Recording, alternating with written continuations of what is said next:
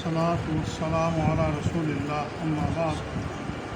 نبی کریم صلی اللہ علیہ وآلہ وسلم نے ارشاد فرمایا، تین قسم کے لوگ ایسے ہیں جن کے ساتھ اللہ تبارک و تعالیٰ قیامت کے دن گفتگو نہیں فرمائے گا، نہ ان کی طرف نظر رحمت سے دیکھے گا، نہ ان کے گناہ معاف کرے گا، اور ان کے لیے دردناک عذاب ہے۔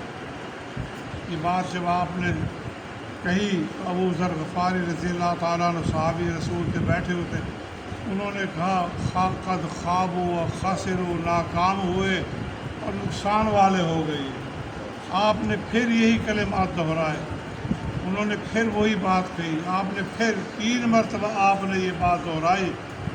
اندازہ کرے کہ کتنا خطرناک معاملہ ہے۔ ایک مرتبہ بھی اللہ کے نبی کہہ سکتے تھے، اگر آپ نے 3 مرتبہ دہرائی اور تینوں مرتبہ ہی ابو ذر غفاری نے یہی کی، قد خوابوا و خسروا، ناکام ہو گئے اور نقصان میں چلے گئے۔ پھر انہوں نے عرض کی، یا رسول اللہ صلی اللہ علیہ وسلم، وہ کون ہیں، وہ کون ہے بد نصیب لوگ؟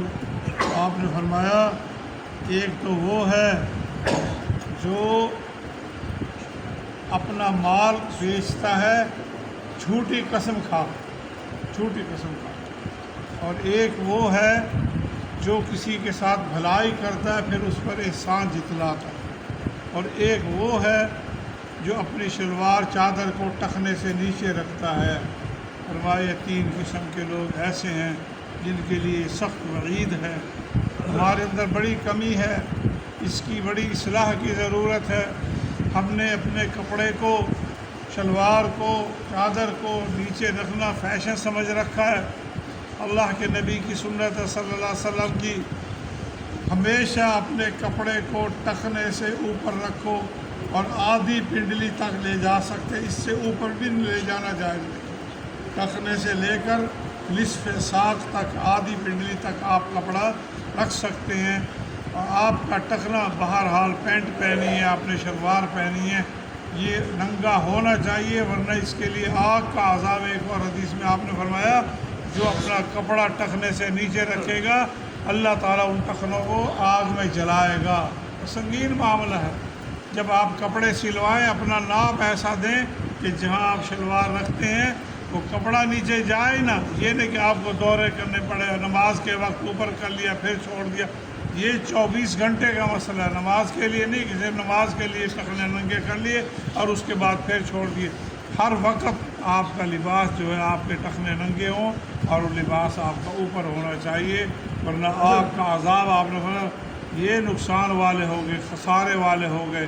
اور کسی کے ساتھ کوئی بھلائی کی توفیق کر دی، پھر ہم نے تمہارے ساتھ ایسا کیا تھا، تم کیا تھے، ہم نے تمہارے ساتھ ایسا کیا تھا۔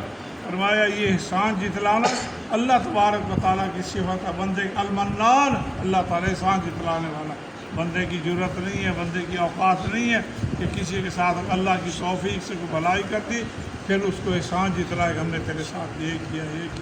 یہ خطرناک معاملہ ہے، اور معاشرے میں آج کل اس کو بڑا سمجھدار سمجھا جاتا ہے کہ یہ تو سامان ایسے بیچ دیتا ہے، جھوٹی قسمیں اٹھا کے مال بیچتا ہے، خرید میں جھوٹ بولتا ہے، میں نے اتنے کی آئی، اتنے کی دے رہا ہوں، مکان، پلاٹ، دکان، کہیں بھی۔